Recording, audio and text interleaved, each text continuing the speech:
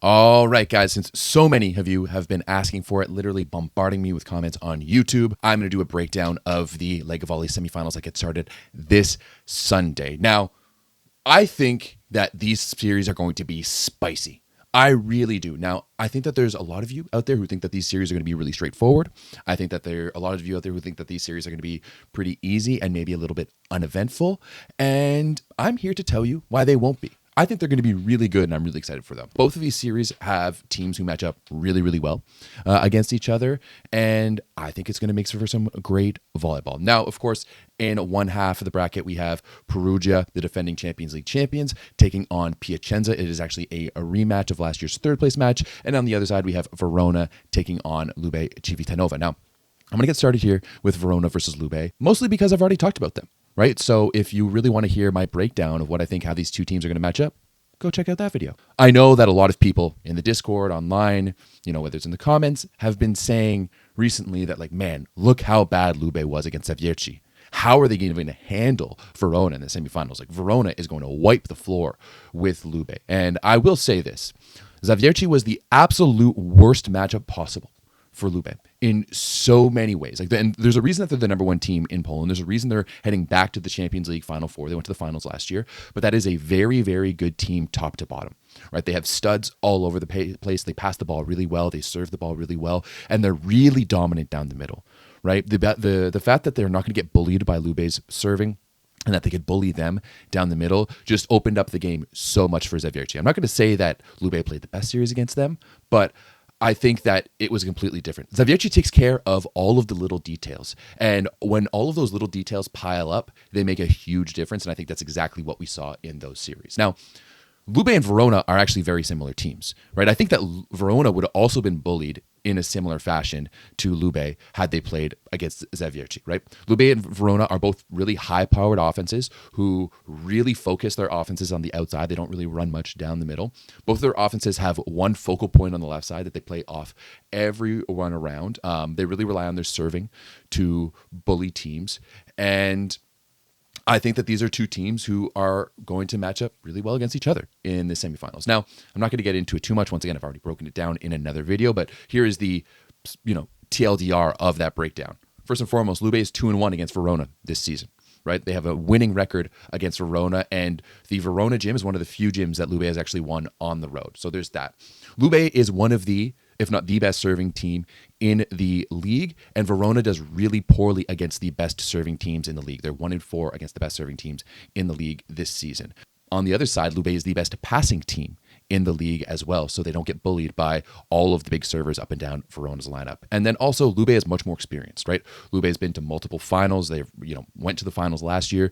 They've got guys who have gone to World Championship finals, whereas on Verona's side, you really only have Micah Christensen and a bunch of young guys. But it's also like just systematically within the organization, Lube knows how to get that done, whereas Verona has never really been here before. Obviously, I think that Lube needs to show up like they did earlier in the season, right? They need to show up better than they did against Everett. They need to be the better serving team. Nikolov needs to be at his best, and Boniface needs to be better. I think those are going to be some of the key aspects to this game. And it's also the same thing for Verona. The entire team needs to show up for this match. This is a chance for Keita to really double down and prove that he can get the job done in gut check time. I mean, they're 1-1 in championship matches this year, winning the Coppa Italia, but then losing the Supercoppa just before the playoffs here. So that's going to be a big thing. It's going to be the same thing for Darlin, right? These are two players who are a little bit unproven in these big game situations. I don't think they're going to do terribly, but I think it's going to be something to watch.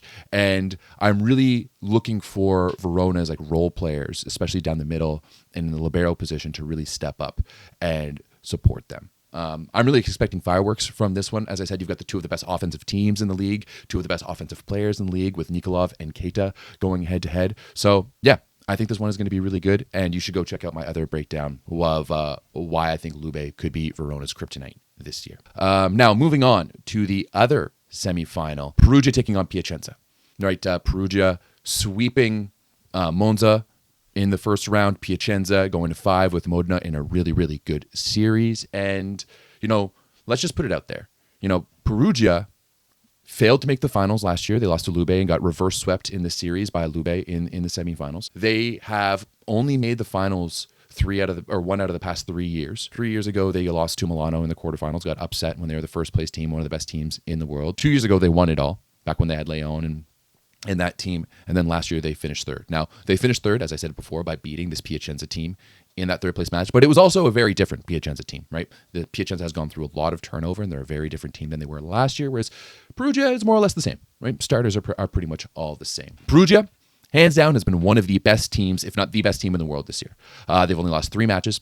They won the Club World Championships. They got second at the Coppa Italia, losing to Verona, and then they got their revenge by winning the Supercoppa right before the playoffs. Now, usually, of course, the Supercoppa goes on at the beginning of the year, but, all of that tomfoolery went down. But I do think that Piacenza is a lot closer to Perugia than people think, and this is why I think that this series is going to be really spicy. Piacenza and Perugia went to 5, both of their matches this year. I actually think that because there's really not that much that separates these two teams when you look at their rosters and when you look at also the stats. So I put together some of the regular season comparisons between these two teams, and as you can see, it's actually really, really similar. Piacenza has a slightly higher points per set at 16.74, second in the league. Perugia, 16.2. Perugia has the best break points in the league at 6.92, whereas Piacenza is only at a 6.43 in third. Kills per set, very similar. Piacenza, 12.73, second in the league. Perugia, 12.49, fourth in the league. Kill percentage, same thing. Perugia's in third for both kill percentage and kill efficiency. Piacenza's in fourth in both of those categories. Good passing is where Piacenza has a little bit of advantage, of 44.60% of good passes for Piacenza, 42.90 for Perugia. However, that switches up when you go down to the perfect passing. It's 4th and 4th for Piacenza and 8th for Perugia in good passing, where it's 10th for Piacenza and 8th for perfect passing for Perugia. Although I do think that might just be a statistician thing, because Perugia can pass a little bit tighter to the net with Gianelli out there, whereas Piacenza is going to pass naturally a little bit further off the net with a shorter setter in Poro, but we'll talk about that in a little bit. Almost like pretty similar. Piacenza has the slight edge in aces, 1.99 aces per set versus 1.43. Serve efficiency, Perugia is the best efficient serving team in the league, which is something that we see often with the best teams in any league, men or women. And then blocks per set, Perugia has the slight advantage there as well, but really not much separating these two teams, just stats wise. Okay, so you can see here why they actually were really close in their matchups during the regular season. But I think when you go through the roster of both these teams too, especially the starting rosters, there's no doubt about it that Perugia has much more depth on their roster. But when you look at the starters, it's a lot closer than most people think. So we're going to go by them one by one. First and foremost, on the left side, we'll pull up some of the leaders from the league this year. On the left side, Efe Mandaraccia and Jose Gutierrez for Piacenza, and then you've got Kamil Semeniuk and Oli Plotnitsky on the left side for Perugia. And now I will say, I think that Efe Mandaraccia has played better recently and overall this season than Semeniuk and Plotnitsky. Now, I'm not saying, I know there's some of you specifically who are getting really upset and they're going to get their panties in a bunch that I said that Mandaraccia is better than Semeniuk in particular, but I mean, the numbers are there, right? Mandaraccia has averaged 3.86 points per set throughout the regular season this year, and that's good for 13th, third among outside hitters. Jose Gutierrez averaged 3.34 points per set this season as well, whereas Plotnitsky averaged 3.04, which is 25th in the league, and Semeniuk averaged 2.87 points per set. So I think that in this case, I'm still going to give the advantage and the edge to Perugia in this one, because you've got two guys who have done there before, who are really at the top of their game. And of course, Perugia plays that offensive style a little bit differently, where they use the middle a little bit more and give a little bit more volume to the right side. But still, I think it's a little bit closer here. I think a lot of the pressure is going to come down to how well Jose Gutierrez can play in this match, because I think he is going to be really one of the difference makers, because I think a lot of the pressure is going to come down to Jose Gutierrez, and that's kind of what we saw, especially against Modena. When Modena was good, it was because they really went after Gutierrez, and I think Perugia is going to be able to do the same. So obviously, I'm going to give a little bit of the edge to Perugia. They've got a little bit more depth too. I know that Ishikawa isn't 100% healthy, but you still have Donovan Verona, who can come in off the bench if anything happens to those other two guys. Whereas on the other side for Piacenza, you have to go to Lucas Bergman, so it's a huge step down for them, as opposed to Verona, who can come in and definitely take some minutes off. And if Yuki gets healthy too, I know there's a lot of hate for him out there, but I still think a Yuki can be elite. So yeah, on the left side, slight advantage to Perugia. Now, in the opposite, obviously, a lot of people are going to pick Wasim Bentara over Alessandro Bovalenta, But once again, I think that this is a lot closer than people expect. Bentara averaged 4.09 points this year. Bovalenta, 4.08, right? They're 8th and 9th in the league in scoring. So there's really not that much difference when it comes down to both of these two players. Bentara is slightly more efficient, but not by a huge margin. Obviously, you're going to give the advantage to Perugia and Bentara. Once again, he's been there before. We know like he's one of the elite opposites in the world, but Bovalenta has really come into his own this year, averaging over 4 points per set. And that's absolutely massive for the young Italian opposite. And Bentara plays a pretty normal style, where, you know, he's got his different shots, whereas Bovalenta has this rubbery arm where he can face front and still hit full cross body in that 1-to-1 shot. And it just really opens up the court for him. And also at the same time, they run a much faster ball on the right side to Bovalenta than they run that like high looping ball to Bentara for Perugia. Okay, so I'm still giving that edge to Perugia in this one, but I do think that gap is a lot closer than what people think. Moving on to the middles, right? While Perugia did average more blocks per set this year, a lot of that did come from Augustin Lozère, who led the league in blocking and led the team in blocking. However, Lozère is injured, right? Lozère is injured, and we might not be seeing him for this series. And in that case, I really think that this is a situation where Piacenza has a little bit of the edge, because you've got Robert Landy Simone, enough said, legend, GOAT of the position. Gianluca Galassi has been playing some minutes after coming in out of chemo. You know, I think that he's bouncing back faster because he didn't have any hair to lose when he had chemo, and he's just an absolute man of steel, and he's able to go through chemotherapy and come back and play in CEV Cup and playoff games. So hats off to Galassi. He's one of my favorite guys to interview too. He's so nice. So love to see that he's healthy and back on the court. With those two guys specifically, it really just opens up. Oh, and of course you've got Camperoni as well for Piacenza too, who's been playing well in both of their absence, because they had to play quite a bit without either of those two guys. I think you have the slight advantage when you have to look at playing like a Soleil or a Roberto Russo on the other side, or a Crozzato for Perugia. I think that Lozère is so important in how fast he moves laterally and how well. I mean, I remember last year doing the video breakdown, and the blocking between Gianelli and Lozère was so good. You can tell they love playing together. They have a really good connection. Lozère has some of the highest attempts per set because Gianelli loves feeding him. But none of that option is going to be there if Lozère isn't healthy. And Porro and Robert Landy Simone, I think, have a really good connection. It kind of a little bit reminds me of the days where Simone was playing with Pacheco when he first came to the LegaVolley and was playing for this Piacenza's team. So I honestly think that down the middle, Piacenza has the slight edge. Next up is going to be the liberos, right? In the libero position, I think Piacenza has the straight up edge. You know, the Discord specifically has been really, really critical on the play of Colaci recently. And I mean, I get it. He's old.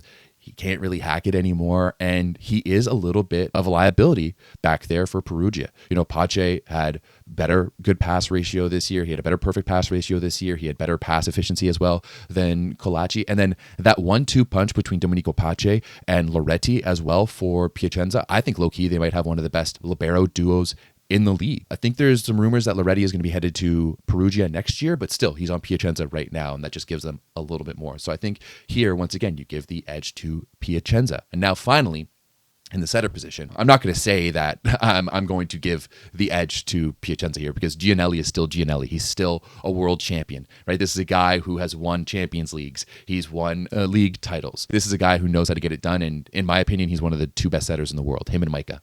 Whatever day, you can make that argument for either one of them. But I don't think Porro is that far off. I think Paolo Porro is one of the most underrated setters in the world, and he's just an absolute pure setter. I think you could even make arguments that Porro should be the second setter for Italy in place of Riccardo Sbertoli, right? There's a reason Piacenza had such a good offense this year, despite so much turnover and going to a much younger team than what we've seen from them in the past. I think that this is a guy who has really good hands. He's got really good location on his sets, and he runs a really, really fast tempo offense. And he can run it a little bit everywhere, right? He spreads that ball out to the right side, to the left side, and down the middle as well. I think he is a very good all-around volleyball athlete. I mean, we've seen what his younger brother did this year with Modena. Like, there's just these volleyball families who know how to handle the ball, who know how to play, and Paolo Porro, to me, is just one of those guys. So I really think, once again, that edge, obviously it's still for Perugia. Gianelli is one of the best. He's going to go down probably of, it's going to be interesting to see where he lands as one of the best setters in the world. But just being a pure setter, I think Poro actually takes it a little bit better than like his hands and location, stuff like that. Gianelli is an amazing all-around volleyball player. He's a fantastic leader. He understands the game so well. He's so damn smart. But there's just some sets that Poro makes that like, just absolutely disgusting and gross. And I love to see it. So when you look at it, outsides, obviously Perugia, opposite Perugia, but still, as I said, that edge is a lot closer than you would think. Middle, I would give to Piacenza. Liberos, I'm going to give to Piacenza. And the setter, I'll give it slightly to Perugia. But once again, these stats don't lie. And I think that this is going to show that these two teams are going to be a lot closer in this series than some people think. Now, looking forward to the schedule. It's awesome. We don't have the classic LegaVolley where everyone's going to be playing at the same time. So Verona versus Lube are going to be going one day earlier, it looks like. So they're going to be kicked off at 6 p.m. Italy time, 12 p.m. Eastern time here in North America on Sunday. And then it is going to be 5:30 p.m. or 11:30 a.m. For Perugia versus Piacenza on Monday. And then, right after that, it's an awesome schedule. We go Wednesday, Thursday. After that, both of those matches at 8:30 and 2:30. And then once again, next week, we're going to go Saturday, Sunday. So within the week, we're going to have 3 of these matches done, and we'll have a much better idea of how these teams match up. But I'm really excited for these. I think they're going to be absolutely awesome. I'll definitely be doing some watch-alongs, whether it's on Twitch or here on YouTube throughout the series. So make sure you tune in and join the Volleyball Source Discord, the best online volleyball community in the world, to figure out when I'll be doing that. And if you've liked this video and some of the content that we've been doing recently, just give us a like. I would appreciate it. It helps us out a lot. Maybe give us a comment about who you think is going to win each series. All right. Have a great day, and I will see you guys next time. Bye.